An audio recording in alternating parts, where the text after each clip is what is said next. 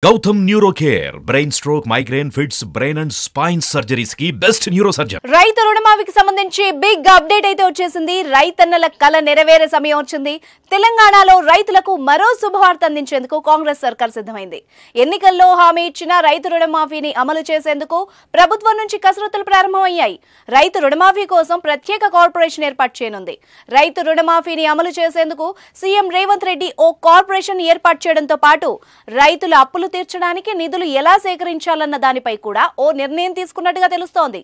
అసలు వడ్డీ కలిపి ఒక్కో రైతుకు 2 లక్షల వరకు రుణమాఫీ చేయనున్నారు. బ్యాంకులకు ప్రభుత్వమే నేరుగా చెల్లించాలని ఇందుకు సంబంధించిన వ్యవహారాలను అధికారులు చక్కబెడుతున్నట్టు సమాచారం. ఈ పథకానికి 32,000 కోట్లు అవసరం అవుతాయని ప్రభుత్వ వర్గాలు అంచనా వేస్తున్నాయి. రైతు రుణమాఫీ పథకం ద్వారా 30 లక్షలకు పైగా రైతులు లబ్ధి పొందనున్నారు. ఎన్నికల్లో కాంగ్రెస్ పలు హామీలనిచ్చింది. వాటిని అధికారంలోకి వచ్చాక విడతల వారీగా అమలు చేస్తోంది. ఈ క్రమంలోనే రైతు రుణమాఫీని కూడా అమలు చేసేందుకు ప్రణాళికను రూపొందించే పనిలో ఉంది.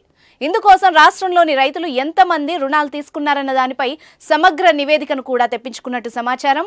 అతి త్వరలోనే దీనికి సంబంధించిన కార్యాచరణ కూడా మొదలవబోతోంది. 2 లక్షల లోపు అప్పున్న రైతులతో పాటు అంతకు మించి ఉన్న రైతులకు 2 లక్షల వరకే రుణమాఫీ చేయనుంది ప్రభుత్వం. పార్లమెంట్ ఎన్నికల కోడ్ వచ్చేలోగానే 2 లక్షల రుణమాఫీపై నిర్ణయం వచ్చే అవకాశం ఉంది.